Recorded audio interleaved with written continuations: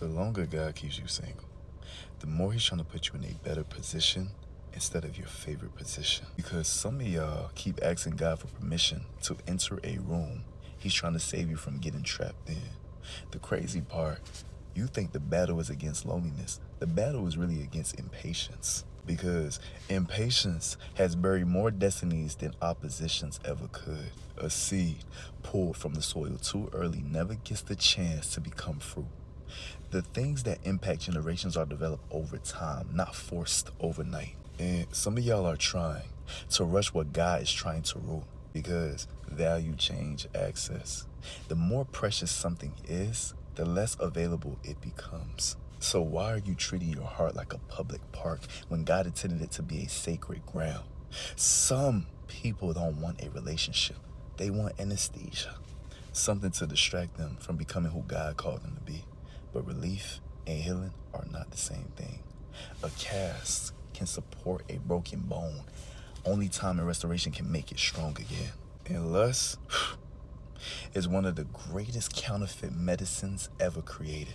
It promises connection, then leaves you emptier than before. It promises closeness, then steals clarity. It promises warmth, then leaves smoke where vision used to be. That's why the enemy loves urgency, because rush decisions rarely survive long seasons.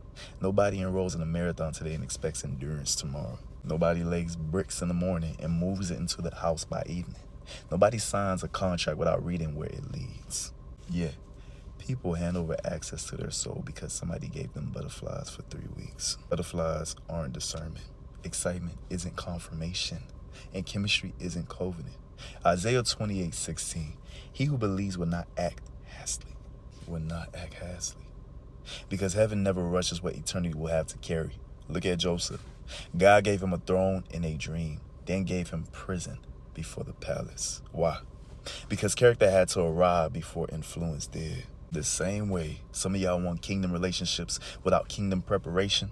You want the promise without the process, the rain without the refining, the harvest without the hidden season underground. But God isn't trying to satisfy an appetite. He's trying to establish an assignment.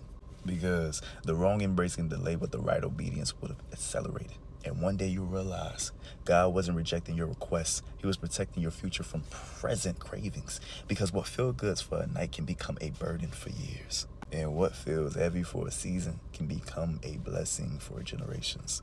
So if God keeps saying wait, maybe he's not keeping you from your favorite position.